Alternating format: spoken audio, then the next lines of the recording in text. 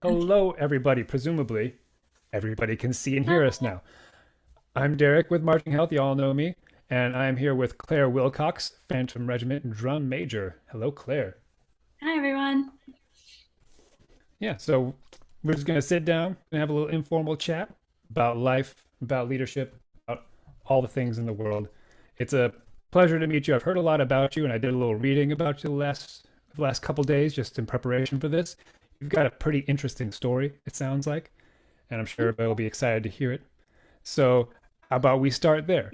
I'm interested to know, because I know you've talked about this before, I'm sure everybody would like to hear it, how you first heard about drum corps, where you got your start in music, and then how you ended up where you are now. Yeah, so I got my start in music pretty young. My family is all very involved in music in one way or another. My grandma was a band director, and my dad marched drum corps. So all of us were kind of required to play piano at some point, which was my introduction into music. In third grade, I started lessons, and then I moved on to playing the oboe in fifth grade, and eventually joined the marching band in the front ensemble when I got to high school.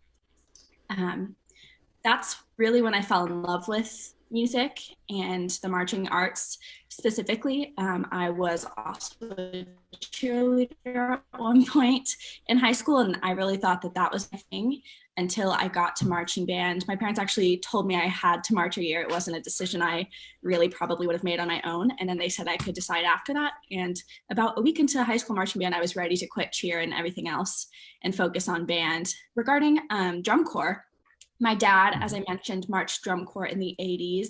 He was a snare drummer with the Emerald Knights and a bass drummer with Phantom Regiment, actually.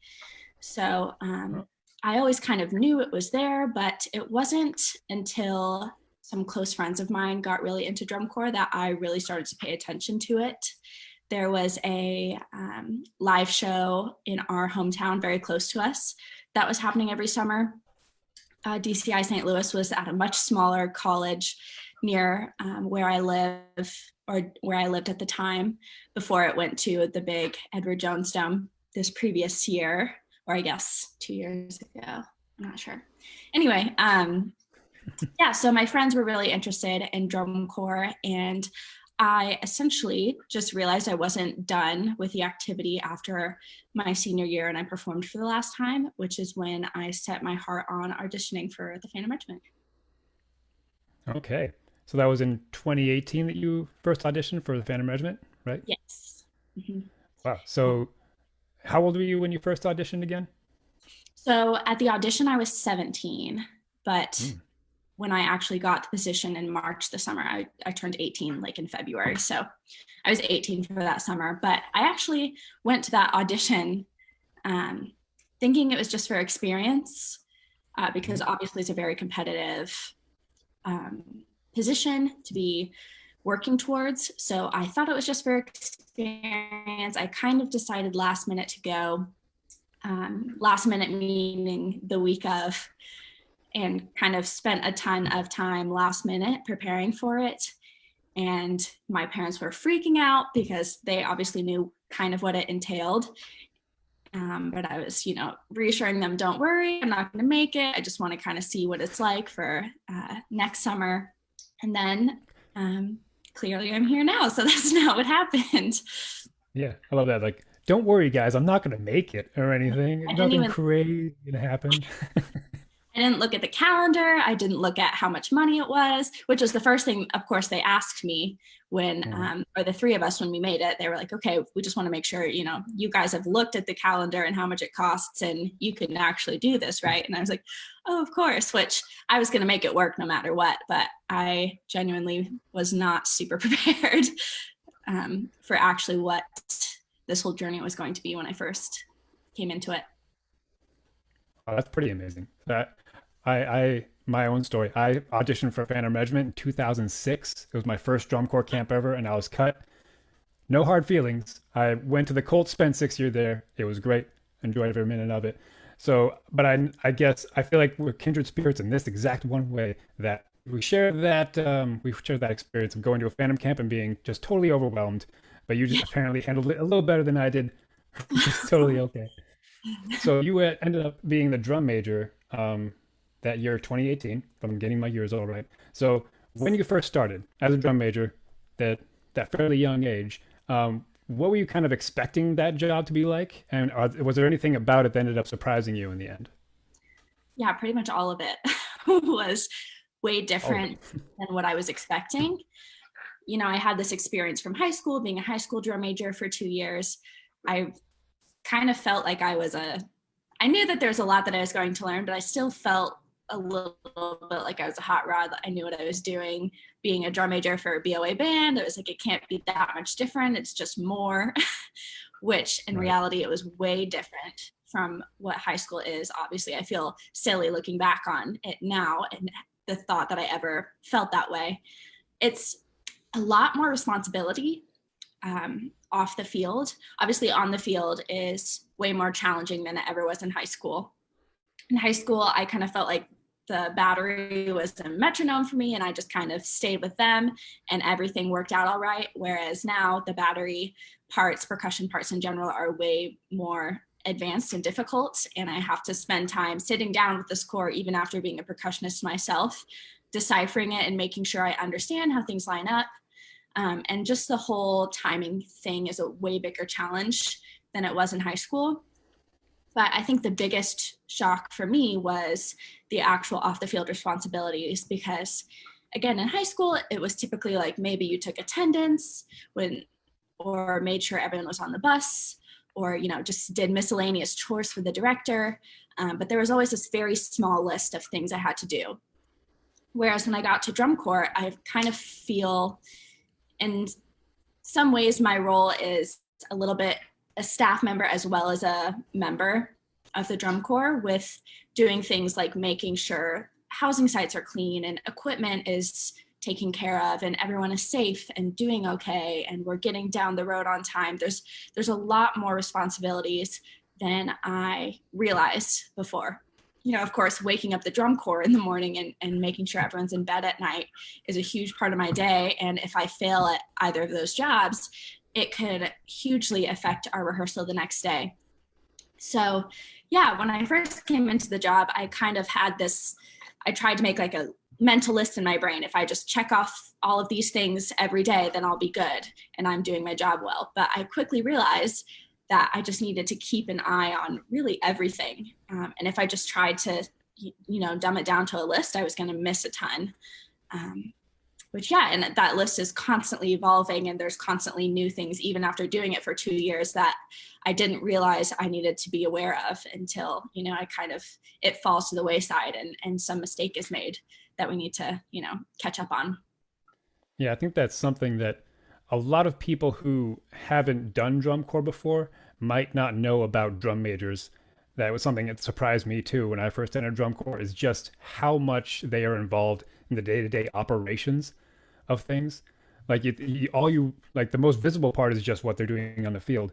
But like drum majors, I've worked on admin teams for a few different drum corps, and our drum majors were always right there with us for planning the day, for just doing logistical things. They were really, I thought of them as the buffer. Like there's the staff over here, there's a membership over there, and the drum majors are what connect the two. They're kind of like the officers make the staff make the decisions, and then the members execute those decisions, and the drum majors are the that communication between the two, and that's such a vital role. And there's a lot of pressure on the people who are in there. You really have to be careful who you put in that role because it's really about so much more than flapping the arms, as they say. So, like when you first Yeah. got, like, what are some responsibilities that like you found challenging? Were there any times where like you had challenges as a leader, like problems you had to solve that really pushed your limits, and how did you go about solving those problems?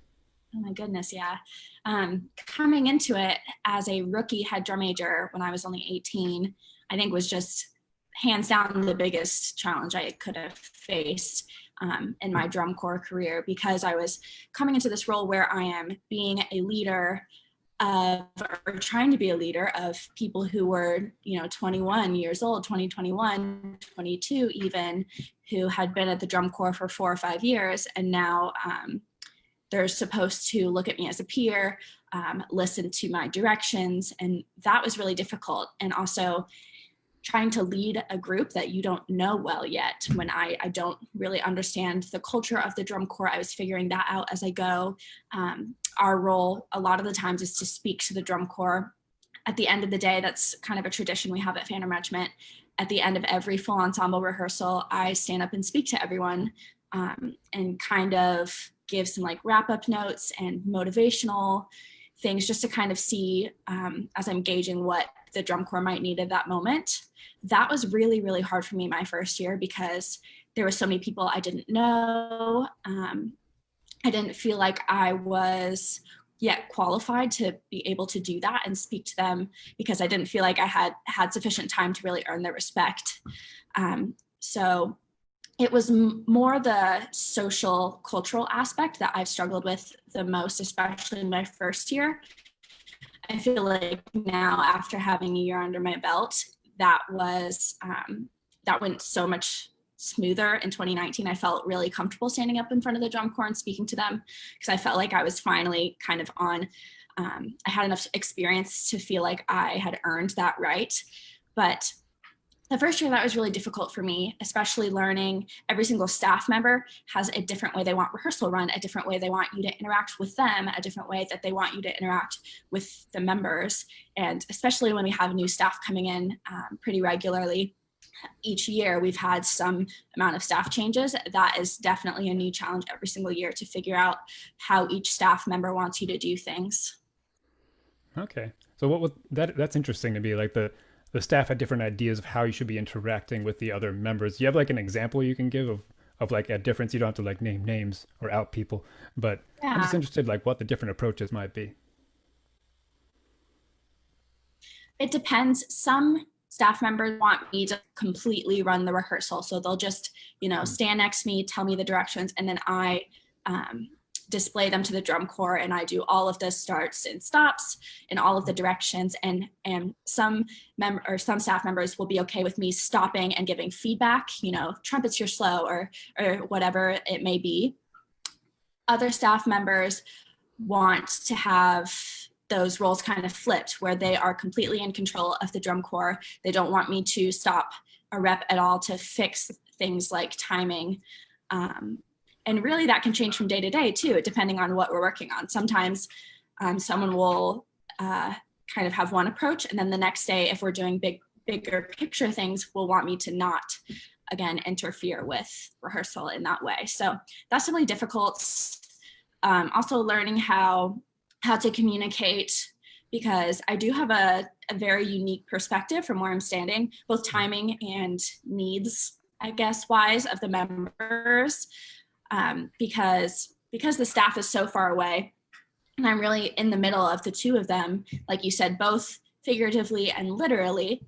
A lot of the times I am the one turning around and saying, hey, like they need water, or it's been a while since we've had a water break. Or it might also just be if they there's some timing discrepancy, and they might think there's one thing causing it, but I might have a better perspective to understand what that actually is. Not that that happens often, because my staff usually tends to be correct with what's going on, especially because we have staff members on the field. But a lot of the times there are discrepancies with what's happening during a rep to cause timing issues or other issues that I have a unique perspective on. I like that there really is a distinct parallel as far as your position as a drum major, both figuratively and literally. Like I've never thought of it this way, but yeah, the drum major occupies physically on the field a unique space that they're between where the staff typically is and where the rest of the drum corps is, and how that parallels the drum major's role as a sort of communicative, conduit between the two. So like your job not only is to give like pass commands down from the staff to the members, but also to communicate to the staff the needs of the members, because you have that unique connection to them, being a member yourself. So that's really cool. I need to write that down here in my little notebook. Very smart idea. Thank you very much for that. Of course. So as a leader, I'm sure most people are familiar with different leadership styles. What would you say your leadership style is?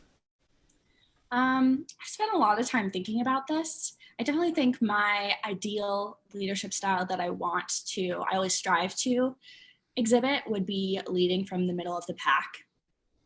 Hmm. Being a peer to the marchers, as well as being able to help those who are falling behind. I never want to be leading from the front looking behind. Really, another way you could say this is servant leadership. That's a common way to portray it, but I really like this idea of leading from the middle, because I definitely made the mistake my first summer in 2018. The entire time I kind of felt like I was just trying to keep my head above water and drowning in all this new responsibility and things I wasn't familiar with. And something I let fall to the back burner was getting to actually know every single member personally and having a personal relationship with everyone. And then I feel like that really contributed to my issues with getting to know the drum corps and understanding the culture and all of those things. So that was really my biggest priority coming into 2019, was making sure, first and foremost, I had personal relationship with everyone and everyone felt comfortable with who I was and getting to know me and being able to come and talk to me about things. And that's why I think the culture was so much easier for me to understand in 2019. I felt so much more comfortable with the drum corps, because I think that you have to know the people that you lead to be able to do a good job.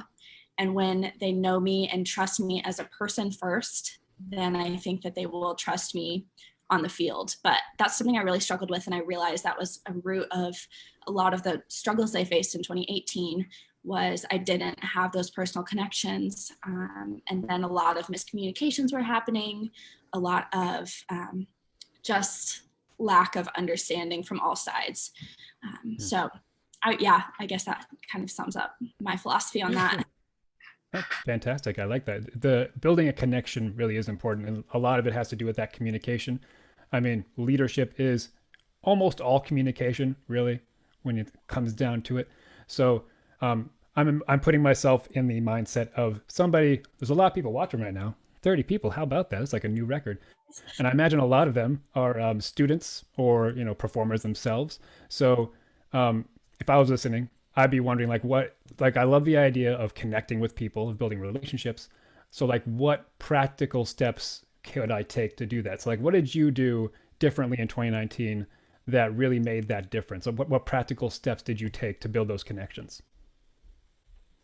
The first thing I did was at one of our later camps that were closer to, I guess it was just our April camp, which is our last camp before we move in for the summer, is I sat everyone down at a meeting and I gave all of them my number and had everyone text me with their name and their section. And I was like, please, if you feel like it, send me some things about yourself as well. So just by doing that, the goal was to make myself accessible and also be able to reach out to those people when I needed them, especially during the summer. If someone was missing, because we definitely experienced that in 2018, then I would have everyone's phone number. The next thing that I really tried to do was sit with different people. In 2018, I definitely and I spent pretty much every meal with those people. So I tried and also encouraged the leadership, which I think they did a really great job of, was to take that step in making sure that you're sitting with new people every day. Another thing we did as a drum corps was kind of the name game. So I am so embarrassed to admit that by the end of 2018, there were still people whose names I didn't know, which is so awful and embarrassing to spend 3 months with a drum corps and be the leader and not know their names. So we used an app called Name Shark, and it's essentially Quizlet, but with names.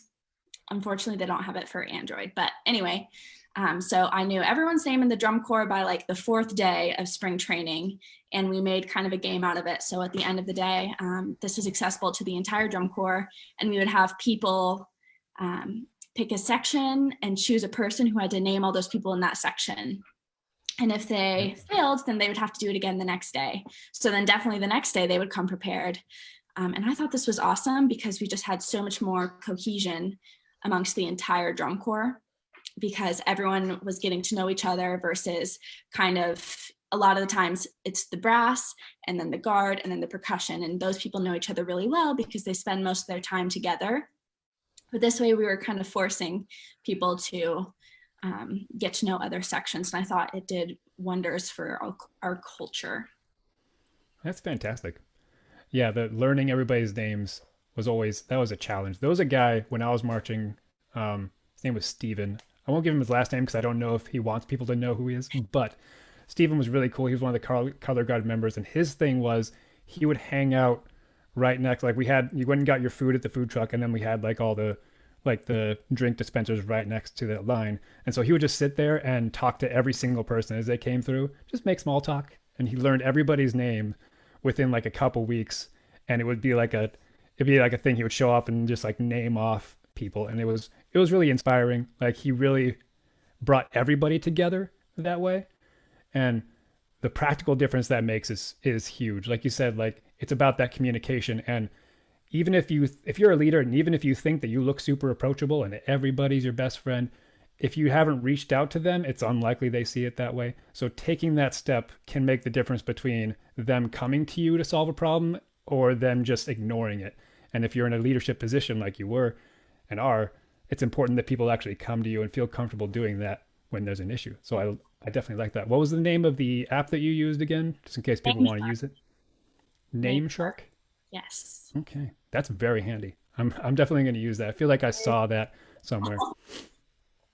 Yeah, that's reason enough to get an iPhone, I guess. I have an Android. Womp womp. Yeah, I think we just made, I'm trying to figure out what we did for the people with Androids. I think we just made a Quizlet Yeah, you could do that. that really get with the times.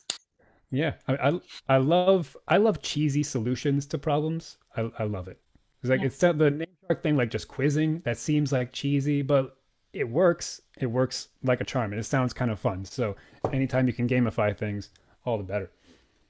All right, so let's segue real quick to the physical stuff. We're marching health, right? So we got to talk about health stuff. You've been a drum major and a conductor for a BOA band and now a drum corps. What are some physical challenges that are associated with that? I know most conductors are probably familiar with a few themselves. Are there some that might surprise people, and what have you done to sort of overcome those? So I guess the definite obvious one is the actual conducting itself causes a lot of strain on muscles that you don't use daily normally. So, and there's no really way to build them up properly unless you're just actually conducting for 10 hours every day. So every year going into the summer, it is kind of a pain to build those muscles back up for me personally, especially being on the head podium.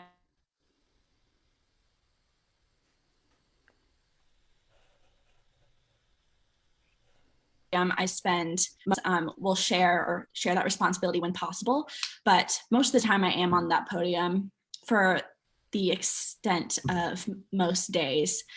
So that is definitely a challenge because, like I said, it's using muscles that I don't normally use. And there's not really, I've tried doing different upper body workouts, and those take a little bit of the strain off, getting me prepared for the summer, but there's no really way to replicate it except for actually doing it. So that's something difficult. Something that I was definitely surprised about coming into the role, and my team and I have had this conversation, is really how much cardio as a conductor. I unfortunately had a foot injury and was in a boot for most of the summer this summer. So that fell mostly on my team. But a lot of the times we actually spend our spring training at a university, Western Illinois University. So our rehearsal spaces are really spread out. And whenever equipment breaks or dies or something is needed, it's up to us to kind of make that transfer of, usually it's batteries, the Met usually dies, or sometimes cords will break, or we had a ton of problems with our speakers this summer just not functioning properly. So usually we'll get a text from another drum major, like, I need a cord 3 minutes ago, and one of us has to go sprinting across campus to get them that. And that was definitely something we joked about a lot, is how much cardio is involved in the job, from running around fixing and troubleshooting problems. Something I definitely struggle with is, I know all of the marching members would roll their eyes at me saying this, but if you don't have good shoes, just standing still for 12 hours a day can be really, really painful on your feet and your knees and just your different joints. So that is definitely something I struggled with, especially having a foot injury. um, so yeah, I guess those are the big ones. The main Oh yeah. places I have pain from conducting are like my forearms, my biceps, and my shoulders. So I use a lacrosse ball and roll my muscles out in between reps. It's saved my life. Oh yeah. Those are crossballs. Like sometimes I forget that lacrosse is a sport that people play. I Like, played oh, this lacrosse is in high school. that's awesome. Well, I worked with the Cornell women's lacrosse team here for a while, so Mhm. I should know. But it's just like I've used them. I've used a lacrosse ball for like massaging out muscles so much that sometimes I forget. Oh yeah, this is like people play with Sport. these. They're so Yeah. handy. Or like one thing I've noticed about, well, one thing I always liked about Phantom Regiment, like even back in the day when I was marching, Phantom Regiment was one of the only drum corps, if not the only one, I might be wrong about that, where the drum majors used a baton. Mhm. And something I like about that, well, it's you don't need a baton to do this, but one thing about the conducting style that was different from what you might see a lot of marching bands do is they kept their elbows much more in instead of like stretching them out this way, like the super. This I don't know. I don't have a name for this. I thought something would come to me, but it didn't because I'm not that clever. But that super arms outstretched style, because I think because that out there, like the longer you make your arm, the longer that lever is. If you remember from high school physics class, the longer the lever arm, the more torque you have, the more stress is on the joint, etc. So like Right. just having those arms in here a little bit and allowing that baton to do some of the work for you, I feel like that makes a big difference. So like when you do the lacrosse ball things, what are like their prime spots Yeah. that you like to hit that seem to help? My prime spots are definitely the insides of my forearms and my, are these trapezius? They are. Is that the muscle? My trapezius muscles. That's where I get really sore, or just kind of in my shoulders in general. But definitely, that's a mistake I've made with my technique in conducting, is using too much shoulder. This is something I tell my students a lot. Is I think most conductors, young conductors, use way too much shoulder. Hmm. Me specifically, I'm definitely a culprit of this, which is what causes a ton of the fatigue. I tend to need to pull my arms closer to my body, um, because I think I'm small frame, so I feel like I need to keep my arms out huge. But really, that just causes more stress. But yeah, I have a problem with also the baton death gripping, which Hmm. is awful. I've tried holding it looser, but I tend to just stress in that same spot. So I've been experimenting with heavier handles, which have kind of made it better. But yeah, so I tend to get issues with the tendons in my right hand and my forearm, specifically in that hand from the death gripping, and then yeah, my Hmm. shoulders. Ah, I have a couple tips for everybody. You might already know these, but just for anybody who's listening, here's a couple tips. You mentioned the forearm thing, and I made a video about this last summer with Dan Ricoder, who's one of the quad techs at Blue Coats, who's also a physical therapy assistant. So like people who have wrist pain, it's like from either death gripping. For him, it's like sticks and stuff, or just overuse of those. So like the muscles that actually feed into your hand, they start up at your elbow. So like the flexor wad right here, like inside of your elbow, that they make your hand go like this. Your grip muscles and also the wrist flexors are all here. And so he did is he took a little bouncy ball and he put it right there, held it down with his hand, and then just moved it around. And Ooh, it gets those really well. It was he had like a little bouncy ball like yeah. this big. It was like the lacrosse ball is kind of big, and if you really want to like focus in on that spot that you need right there, it's really good. As far as the extensor side, the back side, all those muscles live on the back of your elbow. So front of your elbow was the flexor side, back of your elbow, extensor side, same game. Slap that thing on there, hold it, and just move around. It's amazing how much that loosens up because all those muscles turn into tendons, and that's where you feel the pain is where the tendons are, but where the muscles are is where you want to do the work. So, Wow, free I will tip for definitely everybody use out there. that this summer. That's good to know. Or next Free summer. tip. Yeah, everybody look up the video. It's something about like wrist rollout trick or something. YouTube.com. For Yeah. sure. Yeah. So give that a shot sometime. I bet that'll help with that. Yeah. See, we have about 5 minutes left. Is there anything else you wanted to talk about? Anything you want to share with everybody about your journey? In fact, let's talk about this. The quarantine thing. We're all locked down. Yeah. So, what are you doing right now to stay healthy, to keep like your connection to performing and all of that stuff? What are you doing right now to stay sane? So, in terms of staying healthy, I have a couple of things I've been doing. For one, I've recently become vegetarian for multiple different reasons, along with some of my family members. So, we're kind of doing it together. But that has helped us kind of eating healthier, I think, because there's a lot of junk foods that we've had to cut out for that reason. So that has helped me a lot with my diet, staying healthy. Also, I'm still having problems with my foot, which prevent me from doing any type of running or anything like that. But I have been finding other ways to work out and keep myself in shape, just doing different, more low impact, I guess, workouts like yoga, or I walk my dog a lot. I love doing that, but just doing different body weight exercises at home. In terms of what we're doing during the quarantine right now is we have a lot of vulture Virtual? virtual sorry It's a virtual hard word. programs coming up.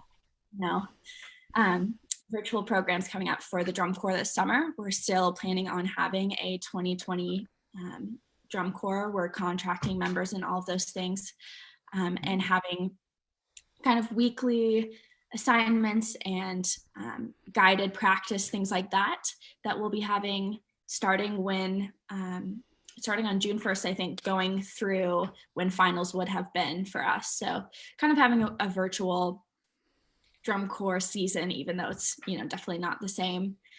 And we're doing a lot of trying to reenact those cultural development things as well. Our guard has really been kicking butt with this. They've been doing a lot of virtual hangouts. There's a thing called Netflix Party where you can get a group of people and watch Netflix together and chat about it and stuff, which I think is super fun. But yeah, those are kind of the main things we're doing as a drum corps, just trying to stay positive through this pretty disappointing cancellation of the season. Yeah. It sounds like I've talked to a lot of people who are in the drum corps world, and it seems like all the drum corps have their own approach to how they're trying to get through all this.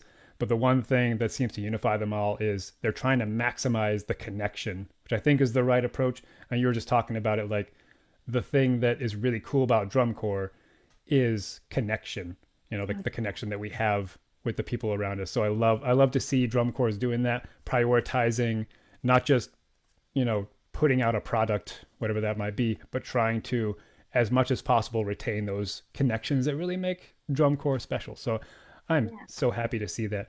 What type of, what role do you play in all that? I wonder, as the drum major.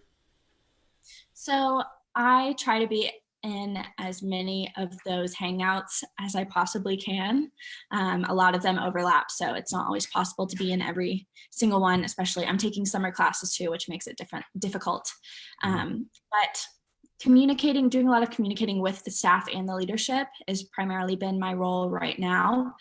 When we do start our kind of summer training program during the summer, there will be kind of assignments and things to work on for conductors as well. There will be a drum major course, essentially.